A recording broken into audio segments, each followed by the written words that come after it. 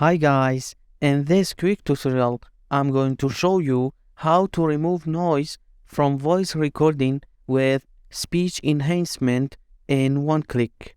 Speech enhancement makes voice recording sound as if they were recorded in a professional studio. So let's open Adobe Podcast.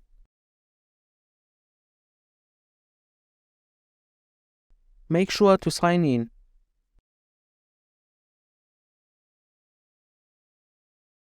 Let's listen to one example of enhanced speech.